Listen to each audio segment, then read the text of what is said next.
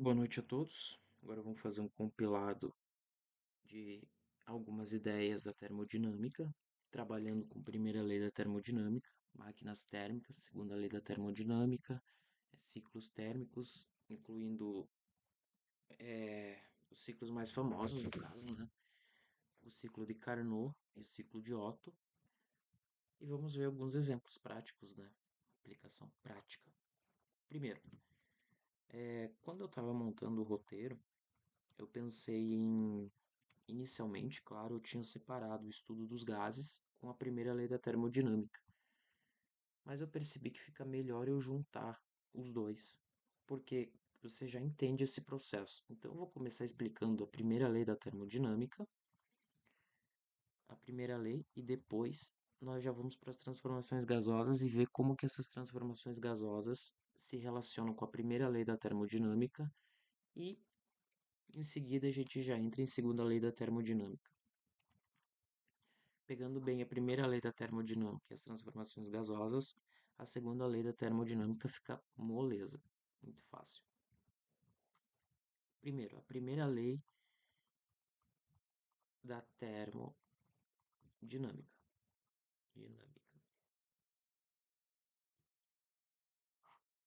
O que ela diz? A primeira ideia central que a gente tem que ter é que toda a energia que entra em um sistema, ela tem que sair. Toda a energia que eu forneço para um sistema, ela vai ser usada e jogada fora. Na verdade, o saldo inicial dessa energia, ela vai ser igual ao saldo final dessa energia. Por quê? Porque nada se cria, nada se perde, tudo se transforma. A lei mais famosa, inclusive, né? É a lei de Lavoisier. Nada se cria, nada se perde, tudo se transforma. Então, assim como eu tenho em uma equação química a mesma massa de reagente resultando na mesma massa de produtos, na termodinâmica é a mesma coisa. Inclusive, esse é o princípio da conservação da energia. Ou seja, toda a energia que entra no meu sistema, ela é de alguma forma usada depois de ser usada, se eu somar o saldo que foi usado com o saldo que foi desperdiçado, vai me resultar exatamente na mesma quantidade de energia que eu inicialmente injetei nesse sistema. Então, o que que diz? Delta U é Q menos o trabalho. Mas eu não gosto de usar essa anotação. Eu gosto de usar a seguinte anotação, que o calor fornecido, ele é usado, bom, primeiro, delta U mais o trabalho. Essa lei eu não gosto. Eu gosto dessa forma de escrever. Por quê? Porque aqui fica visível que todo o calor que eu forneço para um sistema, ele é usado para variar uma energia e para realizar um certo trabalho. Primeiro, o que que é essa energia e o que que é esse trabalho? Vamos entender. Aqui eu já abro um parênteses e eu vou explicar energia interna. Bom, na termodinâmica, o conceito de energia interna ele está atrelado diretamente ao conceito de variação de temperatura, beleza? Tive que dar uma saída aqui. Bom, então, como eu estava falando, a energia interna é a energia relacionada à energia de temperatura. A temperatura está relacionada à temperatura. Essa equação aqui, ela me fornece duas principais formas de energia da termodinâmica, as duas formas de energia da termodinâmica. A primeira energia é essa aqui, é a energia interna, ΔU, que a gente chama. ΔU, variação da energia interna. Ela é uma energia que a gente chama de energia de estado. E o que que é uma energia de estado? Uma energia de estado é uma energia de um sistema. Energia relacionada àquele sistema. Então, como aqui a gente está trabalhando com gás, e é o conceito de gás perfeito, eu já vou definir o conceito de gás perfeito. Energia de estado é energia relacionada à energia potencial desse gás, potencial, e a energia cinética. A energia cinética é a energia de rotação.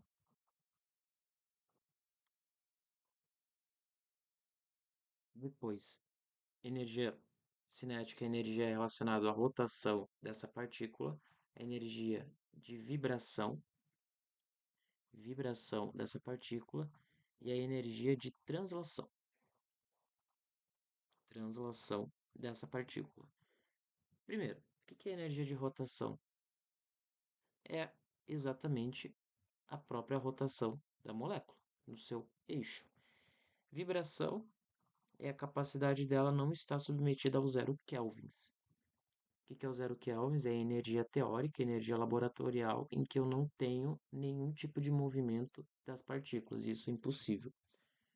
Então, toda partícula ela vibra, ela tem uma vibração. Por mais que ela esteja muito próxima do zero Kelvin, contanto que ela não atinja o zero Kelvin, ela tem vibração. Se ela tem vibração, ela tem energia.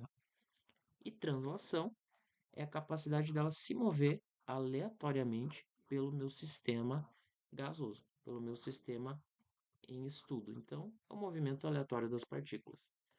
Tudo isso é energia cinética, e vocês percebem que é uma energia que sim está relacionada com o movimento na essência da palavra cinética. É um movimento, todas as formas de movimento de uma partícula. Por que que aqui na termodinâmica a gente vai trabalhar com gás monoatômico? Gás monoatômico, como gás monoatômico, como o argônio e o hélio, que possuem apenas um componente dele, que é o próprio argônio e o próprio hélio, um átomo. Bom, porque é muito mais fácil analisar a rotação, a energia cinética, a energia interna, a rotação, a vibração, a translação. Se eu tivesse um gás que não fosse monoatômico, então já seria muito mais difícil eu trabalhar com vibração, rotação e translação. E isso a gente não estuda a nível de ensino médio. Então, nível de ensino médio a gente trabalha só com gás monoatômico, gás que na sua essência tem só uma partícula. Então, uma molécula de argônio, uma molécula de hélio, que são gases monotômicos. E o que é energia potencial? São as energias relacionadas à ligação química desses átomos, que também a gente desconsidera a nível de ensino médio. Então, energia intermolecular, energia não, a ligação inter. Então, aqui, ó, ligações, ligações químicas, ligações químicas. Então, ligação intermolecular, ligação intramolecular e força nuclear. O que é a ligação intermolecular? É a ligação entre as moléculas, intermolecular entre moléculas. Então, quais são elas? De polo induzido, ligação de hidrogênio, forças de Van der Waals, enfim. São as ligações que uma molécula, que um átomo, que uma molécula, no caso, vai fazer com a outra molécula. Essa ligação pode ser uma ponte de hidrogênio, pode ser uma força de polo, pode ser íon de polo. Depois tem a ligação intramolecular, que é a ligação que o próprio átomo faz com outro átomo. Ah, por exemplo, um argônio com outro argônio vai fazer uma ligação molecular aqui. Então, elas são do tipo covalente, metálica, são ligações iônicas. E a força nuclear, que é a força que mantém os átomos dentro do núcleo, os prótons unidos com os nêutrons dentro do núcleo. E ao redor tem a eletrosfera. Aqui tem o núcleo e aqui tem a força nuclear prendendo todos esses átomos.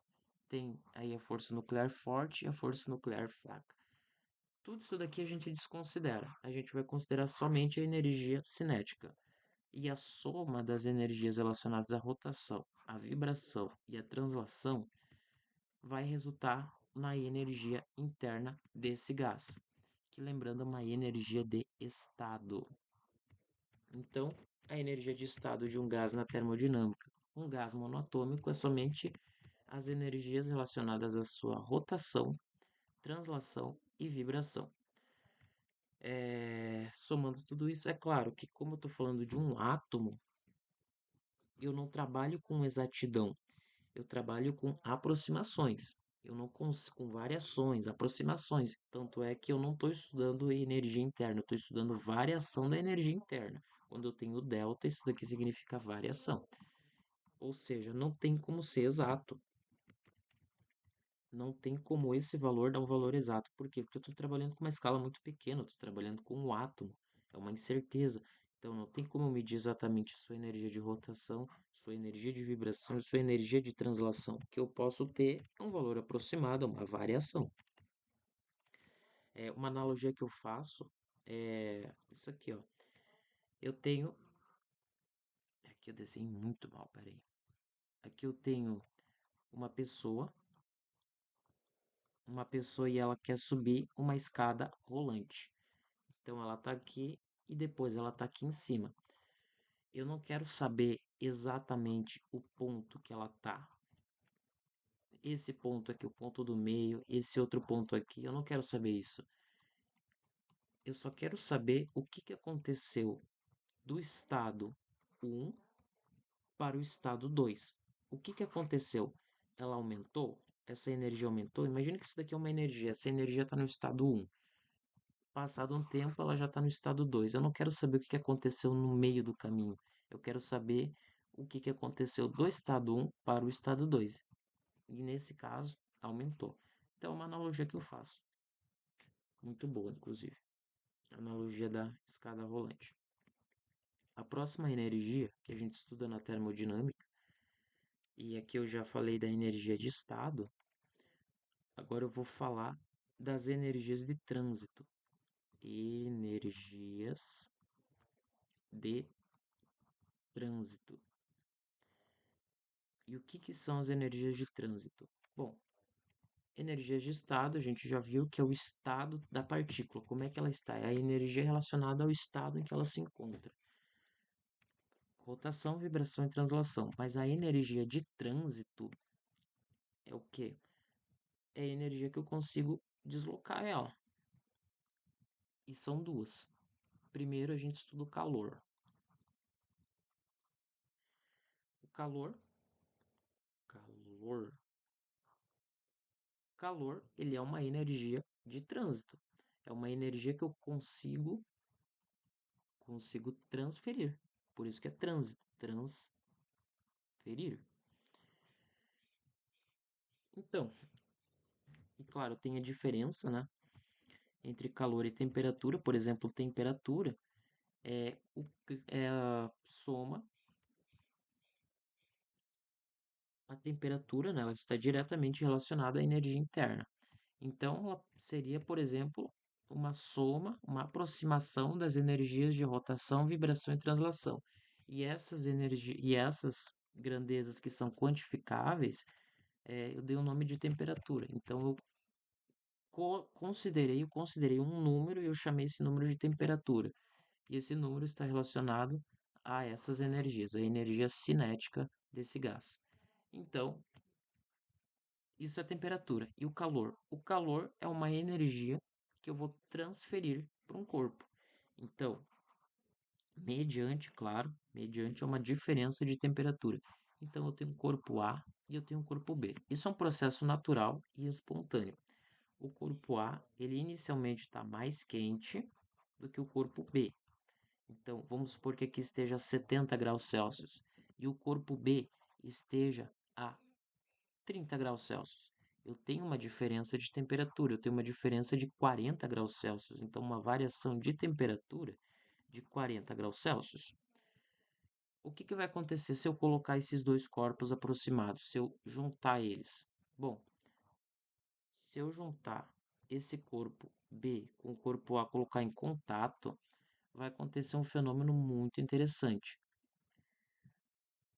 Esse A vai começar a transferir energia para o B, de modo que eles vão igualar as temperaturas. Então vamos supor que a temperatura de equilíbrio do corpo A e o corpo B seja de 40 graus. Ou seja, o 70, o corpo A, no caso, ele transferiu energia para o corpo B, de modo que ele baixou 30 graus. Então 70, ele baixou 30 graus.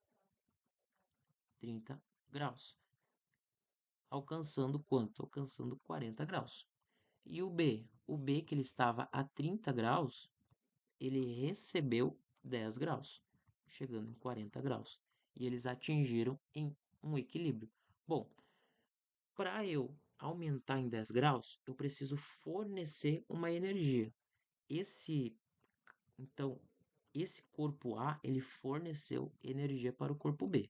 Ele forneceu tanta energia que ele variou, ele aumentou em 10 graus a temperatura do corpo B. E esse corpo A, ele transferiu tanta energia que ele perdeu 30 graus, baixando para 40. E agora eles estão em equilíbrio térmico, ambos com 40 graus. E nesse momento que eles atingiram o equilíbrio térmico, eu tenho transferência de energia? Não, eu não tenho nem transferência de energia do corpo A para o corpo B, nem do corpo B para o corpo A. Eles pararam, cessaram a transferência energética, ou seja, eles atingiram o equilíbrio químico.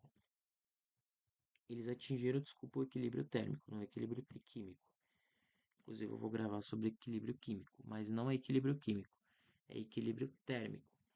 Ou seja, eu consigo transferir essa energia mediante a uma diferença de temperatura. Outra coisa interessante é que eu não consigo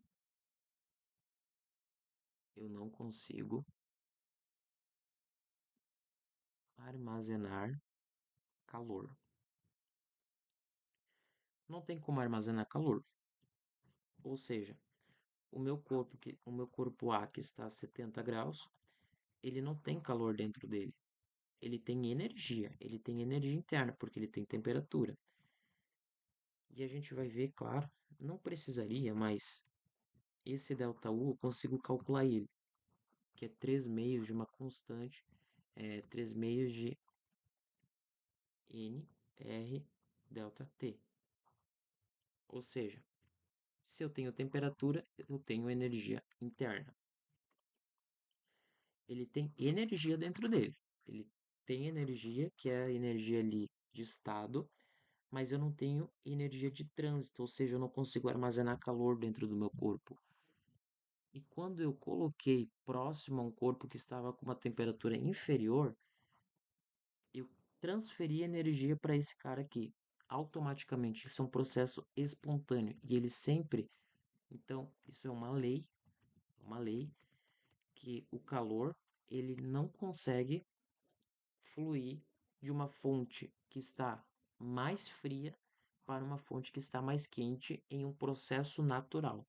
Eu só consigo transferir calor de uma fonte que está mais fria, ou seja, tirar essa energia de estado, transformar essa energia de estado em uma energia de trânsito, somente se eu injetar energia, se eu realizar trabalho nesse corpo. Se eu realizar trabalho, se eu realizar um esforço, eu consigo transferir energia de uma fonte que está mais fria para uma fonte que está mais quente. Mas o processo natural e espontâneo é quando eu transfiro de um corpo que está uma fonte mais quente para uma fonte mais fria. Então, essas transferências, e claro, com isso já tem a próxima ideia de calor, que é o calor sempre flui da fonte quente para a fonte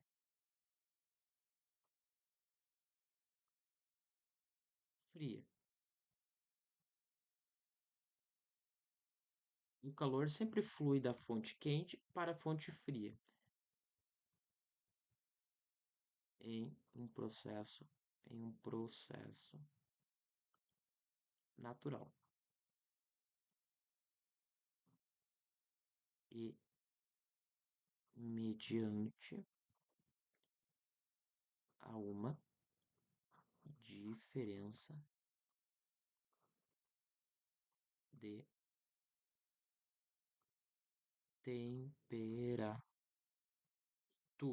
e mediante uma diferença de temperatura. Então, e sempre que eu encostar um corpo que tem uma temperatura maior a um corpo que tem uma temperatura menor, ou seja, quando tiver uma diferença de temperatura entre eles, eu tenho transferência de energia até se atingir o equilíbrio térmico. Até se atingir o equilíbrio térmico. Agora, olha que curioso. Tem uma lei. Se eu tiver um sistema isolado, sistema fechado, eu tenho um corpo A que está em equilíbrio térmico com o corpo B e eu tenho um corpo C. Bom, se A está em equilíbrio térmico com o corpo B e B está em equilíbrio com o corpo térmico C, então eu posso dizer que A também está em equilíbrio com o corpo térmico C. Claro, um sistema isolado, eles vão se transferir energia até um atingir o equilíbrio do outro. Então, se eu tiver o corpo A, o corpo B e o corpo C, A, B e C, o A tem uma temperatura X, uma temperatura Y e uma temperatura Z, de modo que X é maior que Y, que é maior que Z. O A vai transferir energia até atingir o equilíbrio térmico com o B. Atingir o equilíbrio térmico. Então A e B estão em equilíbrio térmico, mas o C ainda está com uma temperatura maior. Então X está igual a Y, que é maior que Z. Então A e B é como se fosse um corpo só. Agora eles vão transferir energia para o corpo C, até A estar em equilíbrio com B, estar em equilíbrio com o C. É muito fácil, bem intuitivo isso daqui, bem tranquilo também. Não tem mistério nenhum. Partindo desse pressuposto, agora a gente já entendeu o que é calor. Vamos entender a próxima energia de trânsito, que é o trabalho. O que é o trabalho? Bom, na essência da palavra, trabalho seria um esforço. Então, é um esforço. Esforço. Termodinamicamente, eu posso dizer que trabalho é uma forma de aproveitar o calor. Trabalho é uma forma de eu aproveitar o calor. Como assim? Imagina o seguinte: eu tenho uma escada. Eu tenho uma escada. Aqui em cima, eu vou jogar água. Tem água descendo por essa escada. Imagina o seguinte: essa água aqui é o calor. Perfeito?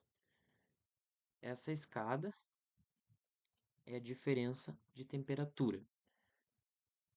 E esse calor, então aqui tá mais quente,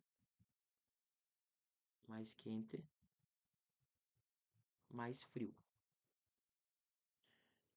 Então, imagina que é uma escada e nessa escada tá caindo água. O que é o trabalho? O trabalho eu vim aqui e eu colocar uma turbina para girar enquanto esse calor está fluindo. Quando eu coloco uma turbina, essa turbina ela vai girar. Aí essa turbina eu vou ligar a um fio que vai estar ligado a uma bobina, vai ter um ímã, isso vai transformar em energia elétrica que vai enviar para as casas. Ou seja, o trabalho é uma forma de eu utilizar essa energia aqui. Essa energia que está na forma de calor. É isso. Trabalho é uma forma de eu utilizar essa energia. Então, o que que é o trabalho mesmo? Eu tenho um pistão e eu tenho um gás dentro desse pistão. Eu vou explodir esse gás aqui dentro. E esse pistão eu vou empurrar ele para cá. Quando eu empurrar, ele vai vir para cá, ele vai mover alguma coisa para mim. Então, eu tenho um pistão. Se eu realizar uma explosão dentro desse pistão e ele estiver preso a um êmbolo, eu vou mover o êmbolo. E quando eu mover o êmbolo, eu vou gerar uma força. E essa força, ela vai. E essa força, ela vai ser usada para fazer alguma coisa. Então, o trabalho, além de ser um esforço, é uma forma de eu aproveitar esse calor. É uma forma de eu aproveitar essa energia térmica em trânsito. Na segunda lei da termodinâmica, a gente vai ver o seguinte, que eu tenho uma fonte emissora, uma fonte quente. Eu vou fazer o seguinte, eu tenho uma fonte quente, depois eu tenho uma fonte fria, então uma fonte fria, e o que que eu vou fazer? Como a gente viu, calor é uma forma de essa energia se mover. E só se move mediante uma diferença de temperatura. Então aqui, por exemplo, está mais 100 graus e aqui está a 30 graus. A 30 graus. Obviamente eu vou ter transferência de energia. Vou ter transferência de calor. Então, transferência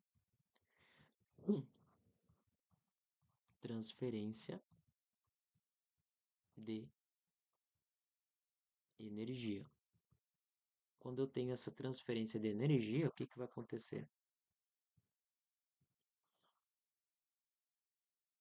Esse calor, ele vai sair da fonte quente e vai para a fonte fria. Enquanto esse calor está passando, eu posso pegar uma parte desse calor para realizar trabalho. Ou seja, trabalho. Enquanto essa energia está fluindo dessa fonte quente para a fonte fria, enquanto eu tenho essa transferência, eu vou ter trabalho. Eu posso utilizar essa transferência, esse fluxo de energia para realizar trabalho. Então, eu posso tirar uma parte dessa energia para aproveitar. O que que acontece se eu tirar essa fonte fria? Bom, se eu tirar a fonte fria, a própria máquina, então o trabalho vai ser expresso por uma máquina, né? Uma máquina que vai realizar trabalho. Essa máquina ela já vai funcionar como uma fonte fria. Então, essa energia ela vai vir para cá e essa máquina ela vai esquentar até atingir o equilíbrio térmico e o sistema vai parar. Por isso que eu preciso ter uma fonte fria. Além disso, quanto mais fria essa fonte, mais eficiente é a máquina. Mas isso a gente vai ver na segunda lei da termodinâmica. Então, o trabalho é a forma útil, é a forma de aproveitar o calor. Partindo disso, a gente já entendeu então todas aquelas ideias da fórmula central, de que calor é variação da energia interna mais o trabalho. A gente já entendeu o que que é o calor, a gente já entendeu o que que é a variação da energia interna e a gente já entendeu o trabalho. Calor é a energia térmica em trânsito que surge quando o corpo está submetido a um equilíbrio térmico e esse calor flui naturalmente dos corpos que têm temperatura maior para um corpo que tem temperatura menor até se atingir o equilíbrio térmico. Variação da energia térmica, da energia interna é uma energia de estado relacionada ao estado das partículas, que podem ser dois, que é quando eu estudo um gás monatômico. Então, quando eu tenho uma ligação do tipo, ligação não, quando eu tenho energia potencial e energia cinética. A energia potencial é a energia relacionada às ligações intermoleculares, que são as ligações entre as moléculas, as ligações intramoleculares, que são as ligações entre os átomos, pode ser covalente, pode ser iônica, pode ser metálica, Depois a energia cinética, tem a nuclear também que eu não falei, que é aquela que mantém os prótons ligados aos nêutrons dentro do núcleo. É a força que permite com que o núcleo não se desfaça. Depois nós temos a energia cinética relacionada às vibrações, energia relacionada à translação e à rotação dessas moléculas. Quando eu pego essas energias e eu somo elas, eu tenho um valor aproximado, uma variação, e essa variação a gente chama de energia interna. Quanto maior essa variação, quanto maior for essa energia cinética, maior é a temperatura.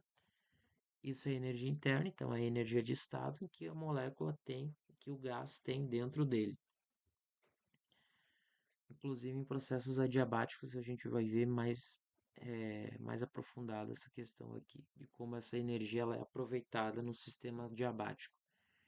E o trabalho é a forma de eu aproveitar essa energia, é a forma de eu aproveitar a energia proveniente do calor, então eu posso usar o fluxo natural de calor entre fontes com variação de temperatura, eu posso usar esse fluxo natural para fazer alguma coisa com ele.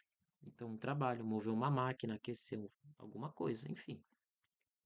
É a forma de eu aproveitar essa energia. Lembrando que a transferência de calor acontece naturalmente de uma fonte quente para uma fonte fria, ou seja, naturalmente de um lugar que tem uma temperatura maior para um lugar que tem uma temperatura menor. Do contrário, naturalmente não existe eu transferir de um lugar mais frio para um lugar mais quente de maneira natural. Eu só consigo fazer isso se eu injetar energia dentro desse sistema. Então já estamos craques nessa fórmula aqui, já vimos tudo. Vamos entender agora um pouco do comportamento de um gás. Então, o gás, que a gente estuda é o gás ideal, e o gás ideal, ele é um gás que ele é monoatômico, monoatômico, ou seja, ele é um gás composto por um único átomo. Suas colisões são elásticas, ou seja, quando um átomo bate no outro átomo, a energia deles é conservada, de modo que se tem um vindo para cá e o outro vindo para cá, quando eles se batem, quando eles colidem, os dois vão para direções opostas, ou quando esse átomo colide com a parede do recipiente, ele retorna também, sem perda de energia, a gente considera isso. Também sem interação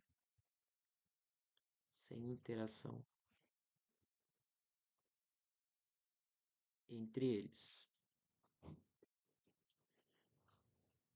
Então, um gás ideal é um gás monoatômico, suas colisões são elásticas com o recipiente, ou seja, a conservação de energia, e não tem interação entre essas partículas. Imagina se eu estivesse estudando gás dentro de um cilindro de um carro e esse gás ele realizasse interações entre eles. Então, quando eu estivesse analisando esse cilindro, eu estaria analisando ao mesmo tempo uma reação química ali dentro dele.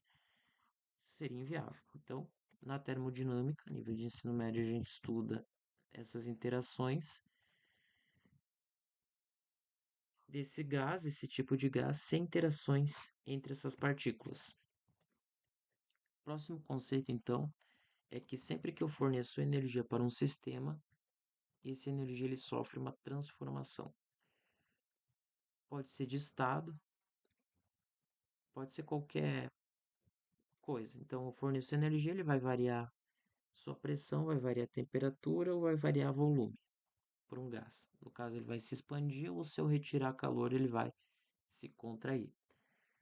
Nesse sentido, vamos estudar então pressão, pressão de um gás.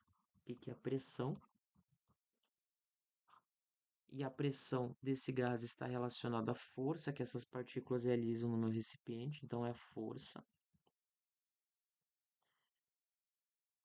que o gás realiza no recipiente. Recipiente é a força que esse gás realiza no recipiente. Então, imagina que eu tenho aqui um sistema, e nesse sistema eu tenho moléculas gasosas, tenho partículas de gás. Esse gás ele vai colidir com as paredes. Vocês concordam que eles estão em movimento aleatório dentro desse recipiente? E quando eles colidirem com esse recipiente, eles vão gerar uma força. É claro, né? Ação e reação, eles vão gerar uma força. Essa força somada, essa força somada, então a força de cada átomo, cada molécula que realiza nesse recipiente, a somatória dessas forças a gente chama de pressão. Quanto mais moléculas aqui dentro, vão ser mais movimentos, vão ser mais forças distribuídas dentro desse sistema. Quanto mais força, lógico, mais pressão. Ou seja, então a pressão é a força que esse gás vai realizar no recipiente. Outro conceito é a questão de volume. E o volume é basicamente o espaço que ele ocupa. O espaço que o gás ocupa. O espaço que o gás ocupa. Então, se eu tenho um recipiente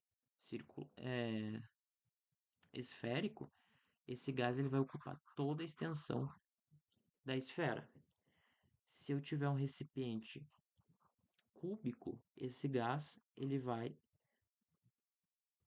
ocupar todo esse volume do meu cubo. Se eu tiver um cilindro, esse gás ele vai ocupar todo o espaço do cilindro.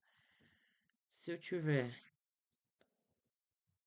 imagina que eu tenho um recipiente na forma de um cubo, na forma de um quadrado. Eu boto uma partícula de gás aqui, um átomo desse gás aqui, um átomo aqui e um átomo aqui.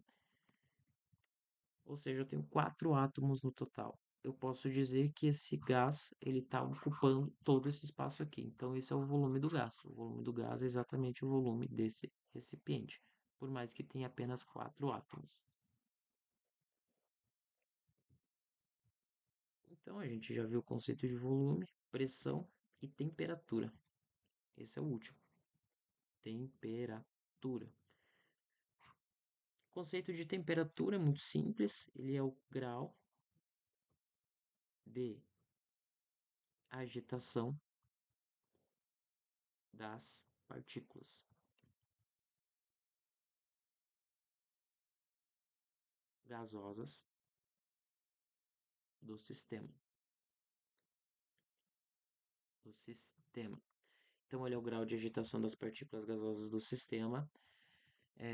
Quanto maior esse grau, logicamente, e consequentemente, maior a temperatura.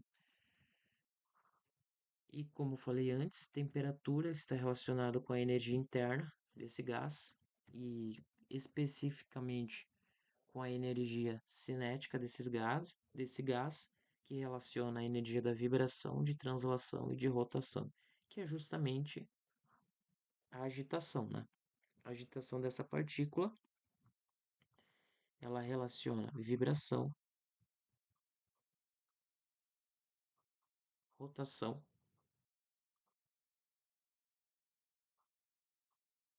e translação. Juntando esses três, eu tenho agitação. E quanto maior esse grau aqui, maior é a temperatura desse sistema. E é isso. A ideia vai ser o seguinte: sempre que eu fornecer calor para um sistema, sempre que eu fornecer calor para um sistema, esse sistema ele vai variar. Então aqui eu tenho pressão, volume 1, temperatura 1, ele vai variar. De modo que eu vou ter pressão 2, volume 2 e temperatura 2, mediante, claro, a uma transferência de energia. Nesse sentido, eu vou propor para você um gás, um recipiente cilíndrico. Dentro desse cilindro, obviamente, eu tenho gás dentro dele. O que eu vou fazer? Eu tenho pressão 1, temperatura 1, volume 1. Eu vou fornecer energia para esse gás. O que vai acontecer? Quando eu fornecer energia para esse gás, ele vai variar o seu volume.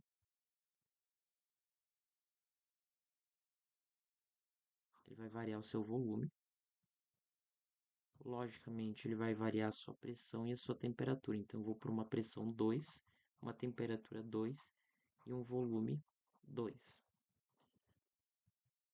Foi feito, claro, um experimento de laboratório e descobriu que, se eu pegar, considerando, claro, que aqui tem uma quantidade N de gás e que aqui eu tenho uma outra quantidade N de gás, N2, se eu injetar, claro, mais gás, então imagina que aqui eu estou injetando gás também nesse sistema. Estou injetando gás. Se eu pegar a pressão, multiplicar pelo volume, dividir pela quantidade de moléculas que tem nesse sistema e também dividir pela temperatura, eu sempre vou chegar a um mesmo valor, chamado de constante. Constante R, constante geral dos gases, que ela é medida, ela é mais ou menos 0,081, aproximadamente 0,081 atm vezes litro por mol Kelvin. Essa é a constante. Esse é o valor dessa constante. Deixa eu trazer para cá isso aqui, que eu vou continuar a explicação aqui do outro lado.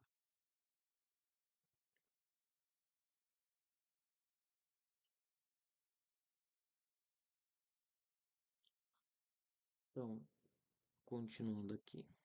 Sempre que eu pegar o volume de a pressão de qualquer gás em atm, multiplicar pelo seu volume em litros, dividir pelo número de moléculas que ele tem em mols e dividir pela temperatura em Kelvin, eu sempre vou chegar ao mesmo valor e esse valor vai ser sempre 0,081.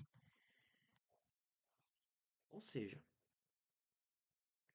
se eu fizer o seguinte, P1, V1, N1, T1 resultando em uma constante R, eu vou fazer o seguinte, eu vou isolar pressão e volume. Então, o que eu vou fazer? Eu vou ter uma expressão assim, P1 vezes V1 vai ser a constante vezes o número de mols vezes a temperatura. Eu só passei esse daqui que estava dividindo para o outro lado multiplicando.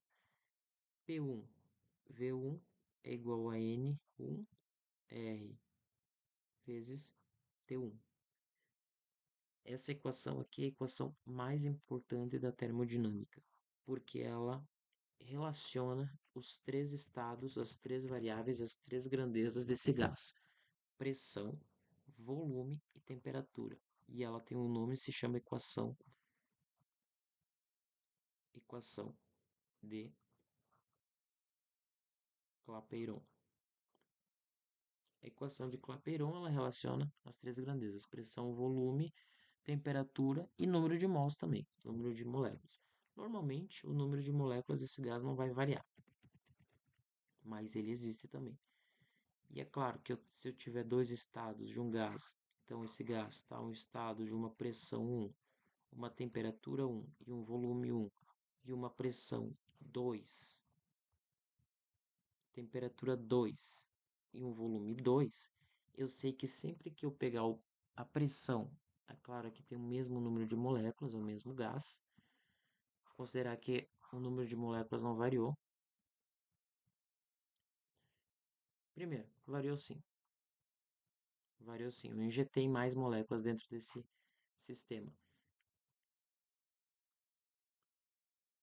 Então, sempre que eu pegar pressão, multiplicar por volume, dividir pelo número de mols e dividir pelo volume, eu sempre vou obter um valor de uma constante R. Então, P1 vezes V1 dividido por T1 vezes N1 vai resultar numa constante R para qualquer gás em qualquer estado. Sempre que eu fizer isso, eu vou resultar no mesmo valor, vai convergir sempre na mesma constante R.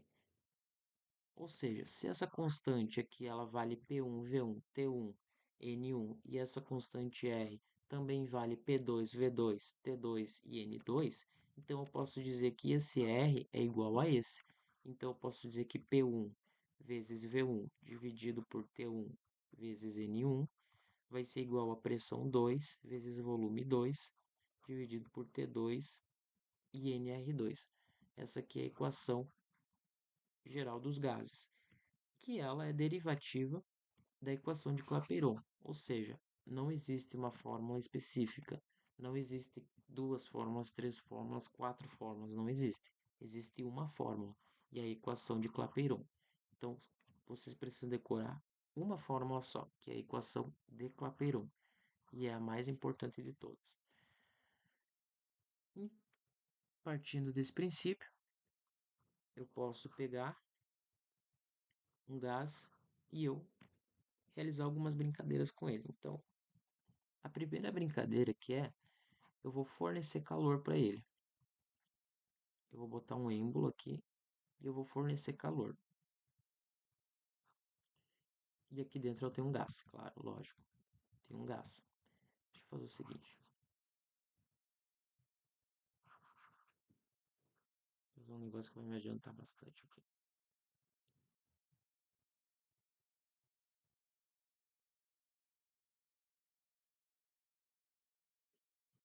Vou pegar um gás aqui. Eu vou pegar um cilindro. E eu vou fazer isso aqui. Vou demorar um pouquinho, mas vai ficar caprichado. Imagina que eu tenho um cilindro. Vou fazer um negócio aqui. Que vai me ajudar, vai me adiantar um tempo aqui.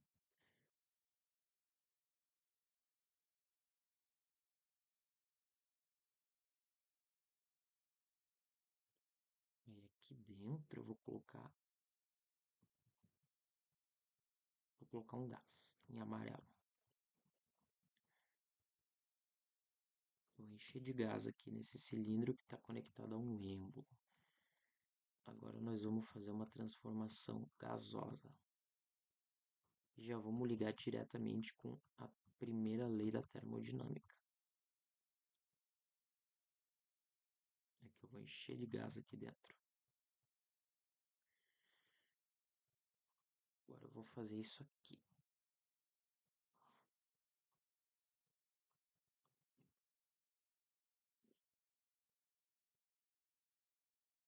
Aí, ó, desenho bem feitinho. Imagina que eu tenho o seguinte, eu tenho esse sistema, esse cilindro, está ligado a um êmbolo e tem um gás aqui dentro. Eu vou fornecer energia para ele. Vou fornecer calor. A primeira transformação que a gente vai ver é uma transformação isobárica. Não, eu vou mudar. Isocórica. A primeira transformação será isocórica. Mas isocórica ela tem outros dois nomes. Ela pode ser isocórica, isométrica ou ainda isovolumétrica.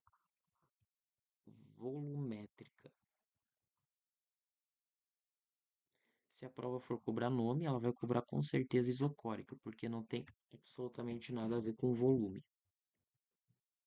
Os estudantes não vão lembrar e vão achar que isocórica é isobárica. Ou isométrica, para confundir com isotérmica, que uma vez eu já confundi também, por experiência própria, tá? Primeiro, isovolumétrico é um nome muito sugestivo, né? Ele vai falar que eu vou fornecer calor, mas o volume ele não vai mudar. Iso é o prefixo de mesmo, isovolumétrico, mesmo volume. Então aqui eu tenho uma pressão inicial, um volume inicial, uma temperatura inicial. Eu não adicionei nenhuma quantidade de moléculas aqui, eu não adicionei mols. E eu sei que quando eu fornecer calor, a temperatura não vai variar. Eu tenho uma pressão 2, eu vou ter uma pressão 2 e um volume 2. Bom, eu tenho que PV é igual a nRT, a equação de Clapeyron. P1V1T. Eu sei que a temperatura vai variar assim, né? Eu estou falando da isovolumétrica. A isovolumétrica, a temperatura, ela vai variar assim. O que não vai variar é o volume. Então, o volume eu tiro da minha análise, porque o volume vai ser sempre o mesmo. Então, eu vou fixar esse êmbolo aqui. Eu vou fixar, ele não vai se mexer. Ele era um êmbolo móvel sem atrito, agora ele não vai se mexer. Ele vai ficar fixo. O que vai acontecer? O volume não vai alterar. O volume vai ser o mesmo. O número de mols não mudou, porque eu não injetei nenhuma molécula ali, não injetei nenhum gás ali dentro. A constante R é uma constante, ela nunca muda. Eu tenho que pressão, a relação entre pressão e temperatura é uma relação diretamente proporcional. Ou seja, se eu aumento a pressão, eu aumento a temperatura. Se eu aumento a temperatura, eu aumento a pressão. Como é que eu faço para aumentar a temperatura? Eu forneço calor. Se eu fornecer calor, eu vou estar aumentando, eu vou estar alterando esse sistema. Ou seja, esse sistema ele vai aumentar a sua energia interna. Lembra, ΔU é 3 meios de nRT, ΔT. Se eu aumentar a temperatura mediante um fornecimento de calor, eu vou ter um aumento da energia interna. Se eu tenho aumento da energia interna, eu tenho aumento de temperatura, porque energia interna é diretamente proporcional à temperatura. Ou seja, eu forneci calor para esse sistema, certo? Esse calor ele aumentou a temperatura, então ele vai aumentar a pressão. É lógico, quanto mais calor aqui dentro, quanto mais temperatura, maior vai ser a agitação, ou seja, mais colisões essas partículas elas vão realizar contra o meu recipiente. Elas vão realizar mais colisões, ou seja, mais força. Essas colisões vão ser mais fortes, mais intensas. Então vai aumentar a minha pressão, consequentemente. Ou seja, quando eu forneço calor e o volume não muda, a minha pressão ela vai aumentar, porque vai aumentar o grau de agitação das moléculas. E qual que é a relação com a primeira lei da termodinâmica? Eu tenho que Q vai ser ΔU mais trabalho. Lembra que o trabalho está relacionado a movimento? E já vamos fazer uma coisa aqui. Trabalho é força vezes deslocamento. A força na termodinâmica é pressão, e pressão é força sobre área. Força vai ser pressão vezes área. Eu vou substituir essa força aqui. Trabalho, então, vai ser pressão vezes área vezes deslocamento. Quando eu tenho uma área, produto de uma área por um deslocamento, eu tenho uma variação de volume, eu tenho um volume. É claro, uma variação do deslocamento vai me gerar uma variação de volume. Não consegui ver isso, então vem para cá. Imagina que eu tenho uma área aqui. Deixa eu até fazer bonito. Aqui eu estou fazendo um parênteses, está na explicação, só para definir a ideia de trabalho.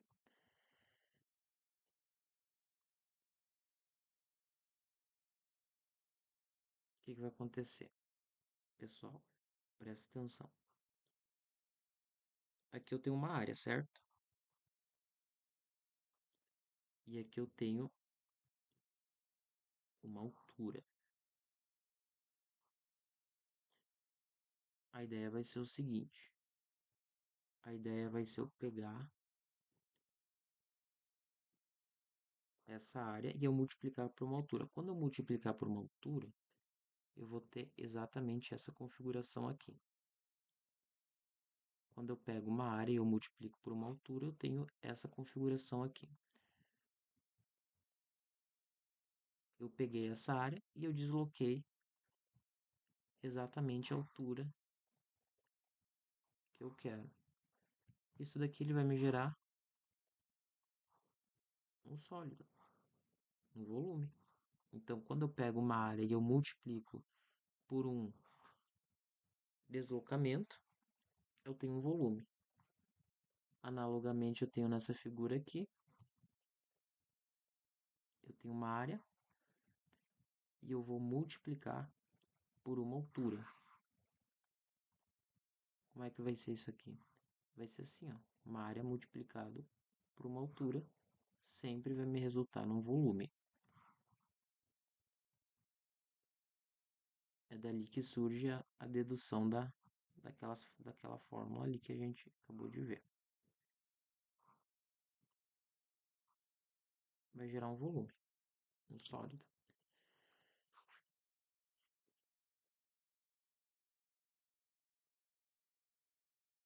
Essa aqui é outra fórmula muito importante na termodinâmica. Então, eu tenho que trabalho é pressão vezes variação de volume. Só que tem um porém. Nessa transformação, ela é uma transformação isovolumétrica, ou seja, o volume nunca muda. A variação de volume, nesse caso, é zero. Não significa que o volume do recipiente é zero, significa que eu não tenho variação entre ele.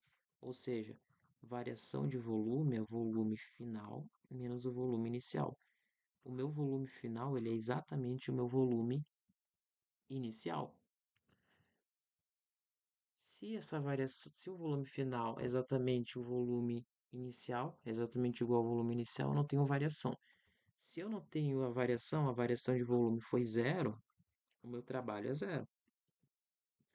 Portanto, na equação da termodinâmica, quando tem uma transformação isovolumétrica, eu tenho que todo o calor recebido ele vai ser usado para variar a temperatura. E essa máquina ela é muito ruim para realizar trabalho, porque ela não realiza trabalho. Imagina que isso daqui fosse um pistão de um carro. E esse pistão de carro ele realizasse uma transformação isovolumétrica. Todo o calor que eu ia fornecer para ele, ele ia transformar em temperatura. Bem, retornando então onde a gente parou aqui. Então, como na isovolumétrica, na transformação isovolumétrica, eu não tenho variação de volume. Se eu não tenho variação de volume, o meu trabalho ele é nulo. Por que que o trabalho é nulo? Porque o trabalho ele depende exclusivamente de uma variação de volume.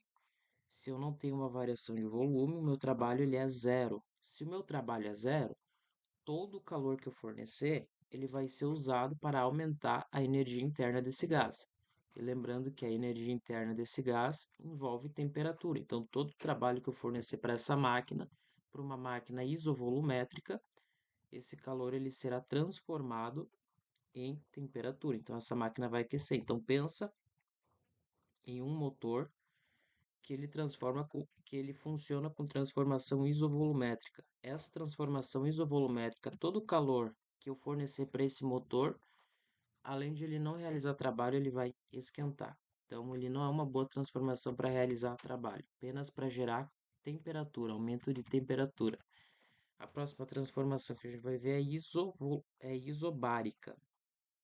Isobárica. Iso vem de igual e bárica vem de temperatura. Tem... Opa, bárica vem de pressão. Desculpa, confundi. Vem de pressão. Ou seja, é uma transformação em que eu não tenho variação de pressão. Então, não, não, não tenho variação de pressão.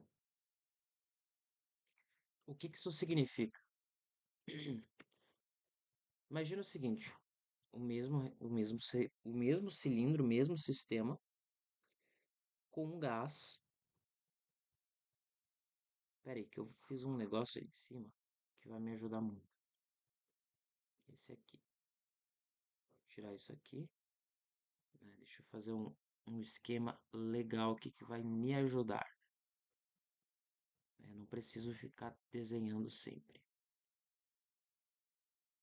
Aí eu volto para cá, que eu tinha. E o calor.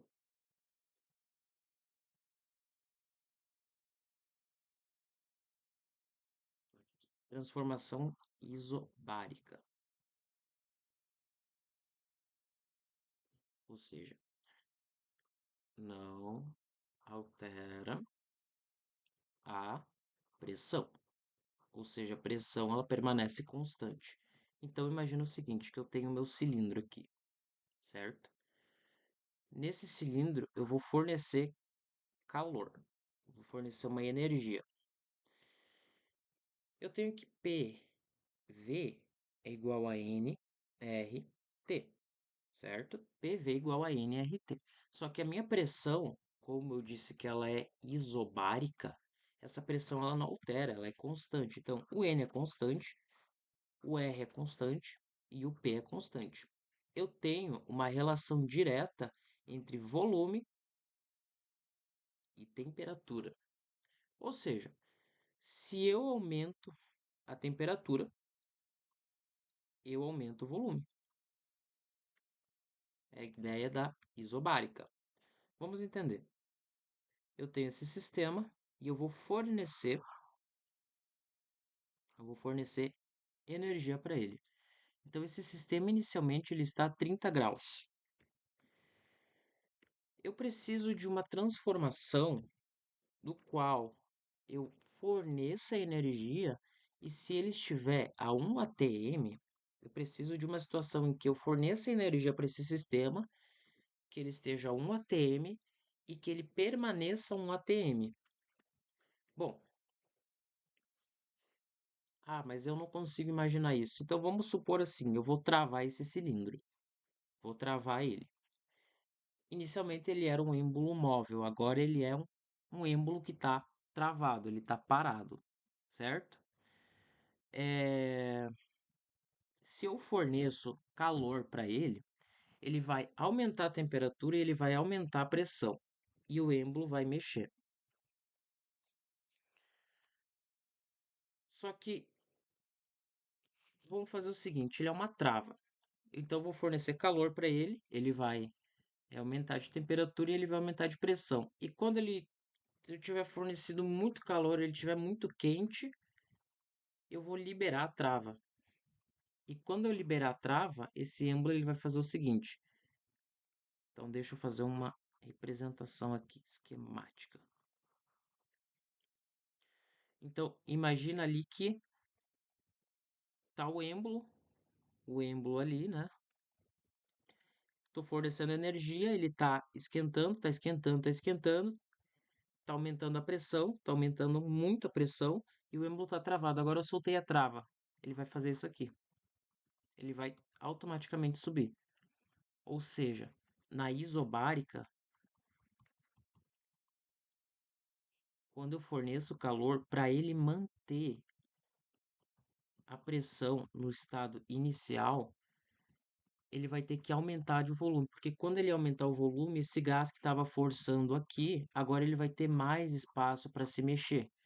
Se ele tem mais espaço, ele vai percorrer mais uma distância maior, ele não vai exercer tanta força nas paredes desse cilindro, então eu vou compensar. Quanto mais calor eu fornecer, mais ele vai expandir, mais esse êmbolo vai subir e pode ser que sim, e vai acontecer, a temperatura dele vai aumentar, vai para 50 graus, mas a pressão ela vai continuar em 1 atm, contanto que esse êmbolo continue se mexendo.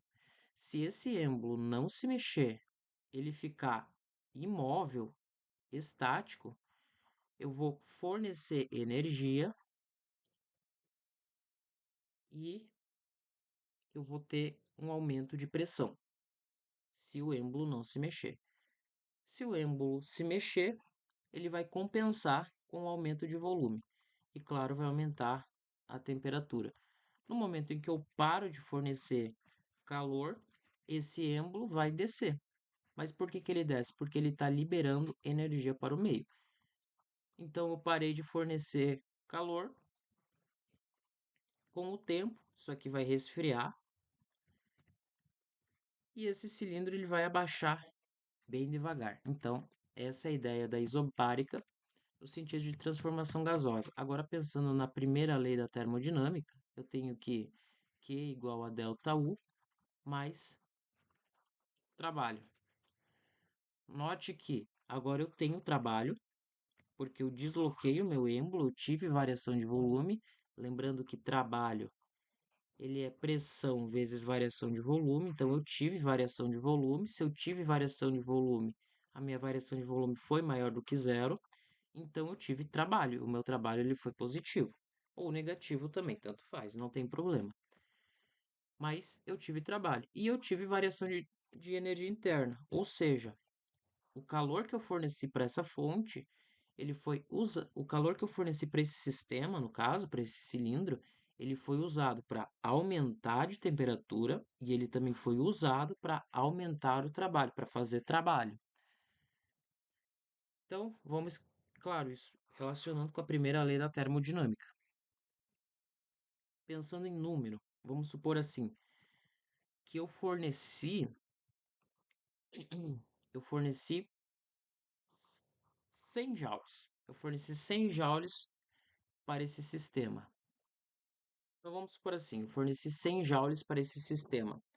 Desses 100 joules, eu usei exatamente 50 joules para aumentar minha temperatura e os outros 50 joules eu usei para realizar trabalho.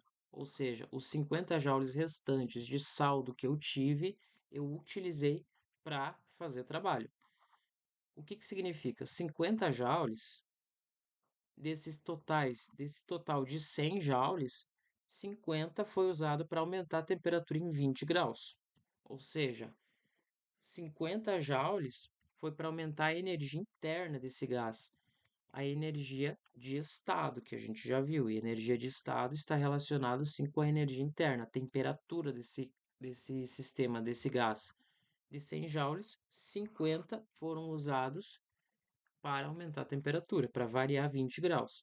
E o restante desse sistema, já considerando todas as perdas de energia, todas essas perdas, essas trocas que realizou para o meio, que soltou para o meio, o restante, que foi 50 joules, foi usado para realizar trabalho, para movimentar alguma coisa.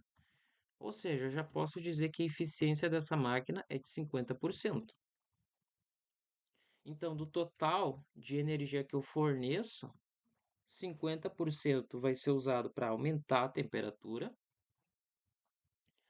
e os outros 50% vai ser usado justamente para realizar trabalho. Vamos supor agora que desses 100 joules eu utilize 80 joules. Eu utilize 80 joules para aumentar a temperatura em 20 graus Celsius. Então, de 30 graus inicial, ele vai para 50 graus. E para aumentar de 30 graus para 50 graus, eu usei 80 joules.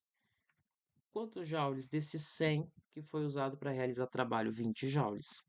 Ou seja, a eficiência dessa máquina é o quanto que eu tenho, quanto que eu usei 20 joules, dividido pelo total que entrou, total de energia. Ou seja, se entrou 100 joules e eu usei 20, eu posso dizer que a eficiência dessa máquina é de 20%. O que que significa isso? De toda a energia que essa máquina consome, que essa máquina recebe, 20% é uma energia útil, uma energia que eu consigo aproveitar na forma de trabalho. E os outros 80% é usado para variar a temperatura, para aumentar a temperatura. É isso. Essa é a relação de uma transformação isobárica, relacionando, claro, com a primeira lei da termodinâmica. Note que aqui eu já posso ter algum tipo de motor nesse sistema, porque eu já tenho realização de trabalho. E a ideia central é sempre aumentar a eficiência desse motor, então aumentar a quantidade de energia que eu uso para realizar trabalho, dessa energia em trânsito. É claro que depende muito da fonte fria e da fonte quente que a gente vai ver em segunda lei da termodinâmica. E eu vou explicar o porquê que uma máquina térmica não tem rendimento de 100%. A próxima transformação é a transformação isotérmica. Isotérmica. Bom, iso, prefixo iso, significa igual, e térmica, temperatura. Então, o que que significa isso? Eu não tenho variação, não tenho variação de temperatura. Temperatura. E aqui acontece um negócio muito legal, que confunde muita gente. Bem, de novo eu tenho aqui o meu cilindro, e o que que acontece? Eu vou fornecer para ele energia. Eu vou fornecer calor. Esse gás, ele está a 20 graus Celsius. Vamos supor, ele está a 20 graus Celsius. Ele está a 1 atm e ele tem um volume de 2 litros. 2 litros, ele está ocupando 2 litros nesse sistema. A ideia central numa transformação isotérmica é o quê? É eu fornecer energia para esse gás e ele manter a temperatura dele inicial, variando a pressão e variando o volume. Agora vamos entender como que ele vai variar a pressão e como que ele vai variar o volume. Então, eu parto do princípio da equação de Clapeyron, em que eu tenho pressão vezes volume é igual a número de mols vezes a constante R dos gases vezes variação de temperatura. PV igual a nRT, equação de Clapeyron. Se eu tenho nesse sistema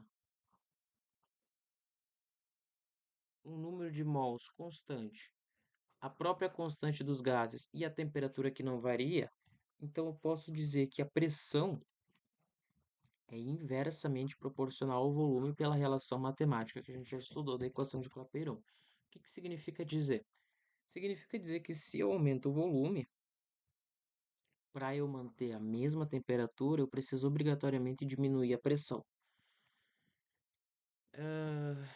Ou se eu aumento a minha pressão, é porque eu diminui o meu volume, visando manter uma temperatura constante. Essa transformação aqui, em específico, é uma transformação que ocorre lentamente. Ocorre lentamente.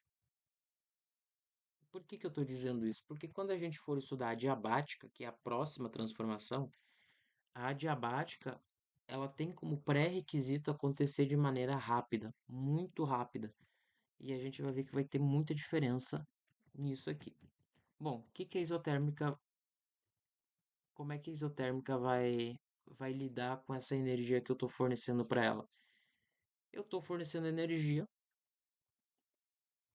e esse gás está a 20 graus, a uma temperatura de 1 atm e 2 litros. Bom, como eu estou fornecendo energia, provavelmente a minha pressão está aumentando. Por quê? Porque está aumentando o grau de agitação dessas partículas, então vai aumentar a pressão. Só que agora tem que prestar um pouco de atenção. Ele vai aumentar sim um pouco a temperatura, só que como é uma transformação lenta, ele vai dar tempo de trocar calor com o meio, então ele vai perder energia. Só que isso não é o suficiente, porque eu vou estar fornecendo energia para ele. Então esse êmbolo, embora vai ter um aumentozinho de pressão, esse aumento de pressão ele já vai ser o suficiente para empurrar o êmbolo para cima. Quando empurra o êmbolo para cima, eu vou ter um aumento de volume. Concorda? Concordo. Ele vai ter um aumento de volume. E nesse aumento de volume, ele vai automaticamente reduzir a pressão. ele vai reduzir a pressão para manter a mesma temperatura. Então, essa é a relação com a transformação isotérmica. É isso que vai acontecer. Quando eu fornecer calor, ele vai desperdiçar sim um pouco de desse calor, mas o saldo líquido dele, ele vai ser usado para aumentar o êmbolo, para aumentar o volume desse sistema e reduzir a pressão. Porque se eu aumentar o volume e eu reduzir a pressão, eu vou ter eu não vou ter uma alteração na minha temperatura. Minha temperatura ela vai ser constante. E qual que é a relação com a primeira lei da termodinâmica? Eu tenho que calor vai ser usado para variar a energia interna mais o trabalho. É a primeira lei da termodinâmica. Eu já comprovei que esse êmbolo ele é móvel, ou seja, eu tenho variação de volume. Se eu tenho variação de volume, certamente eu tenho trabalho. Porém, eu sei que ΔU é 3 meios de nRT, ΔT. Essa fórmula a gente já viu. Só que na isotérmica, a temperatura não varia. Ou seja, ΔT é zero, eu não tenho variação de temperatura. Note, eu tenho temperatura. Eu tenho temperatura, mas eu não tenho variação dela. Ou seja, a temperatura final é exatamente igual à temperatura inicial. Se eu tenho 20 graus no início, eu vou ter 20 graus no final. E variação é final menos inicial. Se eu tenho 20 graus no final e 20 graus no começo, essa variação vai ser zero. Ou seja, a variação é zero, mas não significa que eu tenho ausência de temperatura. A variação sendo zero, ΔU também vai ser zero. A variação de energia vai ser zero, porque eu não vou ter variação de temperatura. Ou seja, eu posso dizer que a quantidade de calor fornecido, ela vai ser zero para a energia interna e o trabalho que ela vai realizar. Ou seja, todo o calor que eu forneço, ele vai ser convertido em trabalho. É isso que vai me dizer a primeira lei da termodinâmica quanto à transformação isotérmica. Aí vem uma contradição. Você pode pensar que tem uma contradição, porque na segunda lei da termodinâmica, a gente vai estudar que é impossível uma máquina térmica operando em ciclos converter integralmente a quantidade de calor que ela recebe em trabalho. Eu não consigo converter todo o calor em trabalho. Se eu recebo 100 joules, eu não consigo converter 100 joules em 100 joules de trabalho. Por causa da entropia, e a gente vai estudar entropia nos próximos os tópicos seguintes aí, dos nossos estudos. Mas como assim? Então, por que que aqui na primeira lei eu tenho que todo o calor que eu recebo converte em trabalho? O que que isso significa? Então, ele está ferindo a lei, a segunda lei da termodinâmica, ele está ferindo também a lei da conservação da energia? Na verdade, ele não está ferindo nenhuma lei. O problema é que esse trabalho aqui que ele é convertido, essa energia, esse calor que está sendo convertido todo em trabalho, é o saldo. Quando eu coloco essa fórmula aqui, que é igual ao trabalho, que é igual a ΔU, quando eu falo isso, eu estou me referindo ao saldo de energia. Então, é muito bom a gente fazer essa distinção, que é igual a ΔU mais o trabalho, é muito bom a gente fazer essa distinção de que esse Q é o saldo de energia.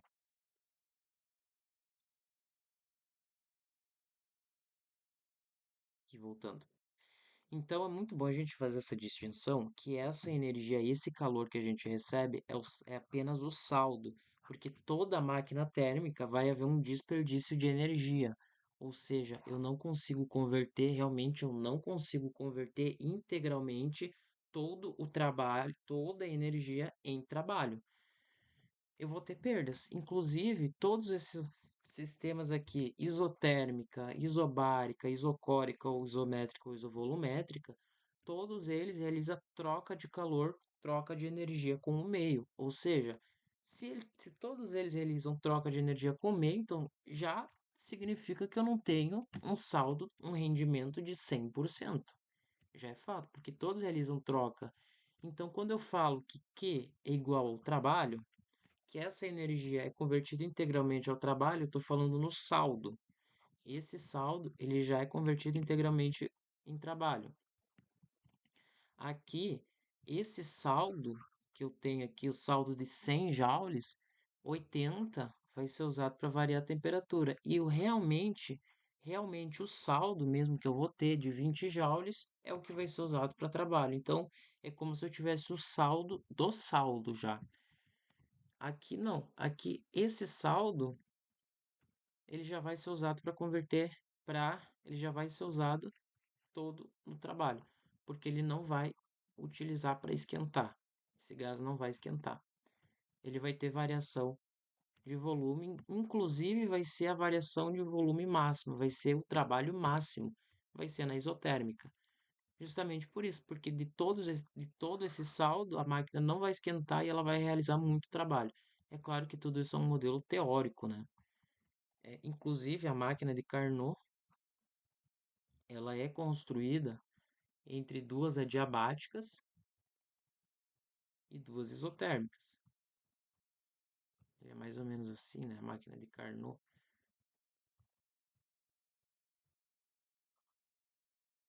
mais ou menos assim, a máquina de Carnot. Aí, mais ou menos assim, duas adiabáticas e duas isotérmicas. Por causa dessa capacidade de converter integralmente esse saldo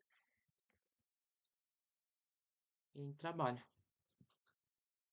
E é isso, a gente já finalizou a primeira lei da termodinâmica, já vimos tudo de gases, tudo de energia interna. Estamos prontos já para iniciar a segunda lei da termodinâmica. Tudo isso foi o que a gente fez, esse quadro bem robusto, bem cheio. E vamos para a próxima. Vamos falar agora sobre segunda lei da termodinâmica. Então a gente falou de gás ideal, a gente definiu o que é um gás ideal, a gente definiu o que é pressão, definimos o que é volume, o que é temperatura, falamos de energia interna. Cadê? Falamos aqui da energia interna, energias em trânsito, energias de estado, a gente falou do que é calor, a gente falou do que é trabalho, o que é ideia de trabalho, a gente fez a analogia da cachoeira, questão da energia interna, para entender o que é a variação dessa energia interna, a gente fez a analogia do homenzinho na escada, definimos muito bem o que é calor, muito bem o que é trabalho, entendemos essa fórmula aqui, compreendemos que o calor que eu forneço, ele é transferido, ele é usado para aumentar a temperatura de um sistema e é usado para receber trabalho. Nós vimos que sempre que a gente fornece energia para um sistema, esse sistema ele vai variar, ou seja, ele vai aumentar ou a pressão, ou a temperatura, ou o volume. A gente viu também que a relação entre pressão, volume, número de mols e temperatura é sempre uma constante. Então, sempre que eu pegar um gás, pegar essa pressão dele em atm, o volume dele em litros, a quantidade de moléculas em mols e a temperatura em Kelvin, sempre que eu multiplicar, fazer o produto da pressão e o volume e dividir pelo produto do número de mols pela temperatura, sempre vou ter o mesmo valor que é 0,081 atm por litro dividido por mol Kelvin. Sempre que eu fizer isso, a gente também viu que a equação de Clapeyron é a equação mais importante do estudo dos gases e da termodinâmica. Porém, muitos professores ensinam separadamente que existe uma fórmula PVT igual a P2V2T2 e que é uma fórmula distinta da fórmula de Clapeyron, mas na verdade é a mesma fórmula, só que relacionando os estados diferentes desse gás quando o gás ele é submetido a uma energia, mas a única equação, a principal que você precisa decorar é a de Clapeyron. Não existe nenhuma outra equação, todas as outras equações, as outras fórmulas, elas derivam dessa de Clapeyron. Essa de Clapeyron é a mais importante. Nós estudamos a relação das transformações, então a relação das transformações com a primeira lei da termodinâmica.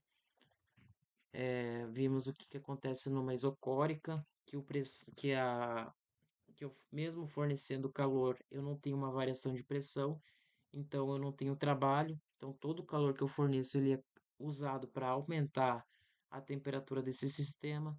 Definimos muito concretamente o que, que é trabalho, definimos a fórmula do que é o trabalho, como é que eu cheguei nessa fórmula do trabalho. Vimos que numa isobárica a transformação, por mais que eu tenha fornecimento de calor, eu não tenho alteração de pressão. Então a gente viu que eu tenho aumento de temperatura e eu tenho realização de trabalho. Então eu já tenho uma forma de realizar trabalho em uma transformação com saldo, eh, com saldo desse trabalho usado para fazer variação de volume. Se eu tenho variação de volume, eu tenho trabalho.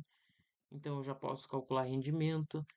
Nesse caso aqui eu forneci 100 joules, ele usou 80 joules para variar 20 graus. Então eu tenho, então os outros 20 joules foi usado para realizar trabalho. Então de um total de 100 joules, 20 eu usei. E o rendimento ele é calculado com base na energia que eu uso, na energia que eu aproveito. Então se eu aproveitei 20 joules, um total de 100, eu tive um rendimento de 20%. Depois nós definimos a isotérmica, que é uma transformação que ocorre à mesma temperatura. Então eu tenho variação de volume, mas eu não tenho variação de energia interna. Se eu não tenho variação de energia interna, então todo o calor que eu forneço, esse calor ele é integralmente convertido em trabalho. Mas lembra que a gente já vai definir, mas eu não posso ter uma máquina que converta 100% de uma energia que eu recebo em trabalho. Então então a gente descobriu que esse trabalho, que esse calor que é fornecido, ele é apenas o saldo já descontado de todas as perdas desse sistema. A gente também percebeu que a isotérmica é uma transformação que ocorre lentamente, diferentemente da próxima transformação que a gente for ver, que é a transformação adiabática, que é uma transformação muito útil, muito importante, e ela está presente no nosso cotidiano em frascos de desodorante e em bujão de gás. E a gente vai ver exatamente agora o que é uma transformação adiabática, beleza? Então, vamos para transformação adiabática. Adiabática. Adiabática. Acho que tem acento aqui. Adiabática. Sei lá também. Enfim, deixa assim. Adiabática. Bem, agora vamos falar da transformação adiabática. Então vamos imaginar novamente o mesmo cilindro que eu tinha antes. Espera aí, adiabática. Deixa eu mudar aqui a minha ferramenta. Adiabática. Então vamos imaginar o mesmo cilindro que eu tinha anteriormente. O que, que vai acontecer? A transformação adiabática, ela é uma transformação que ela não tem, então não tem troca de energia com o meio. Na verdade, eu vou mudar, não tem troca de calor, não tem troca de calor. Ou seja, uma transformação perfeitamente adiabática é uma transformação que não ocorre com troca de calor. Ou seja, primeiro, esse é o principal. Ela não troca energia com o meio, ela não troca calor com o meio. E a segunda característica, e aqui é o que diferencia ela da isotérmica que a gente já definiu, é que na adiabática, a transformação, transformação,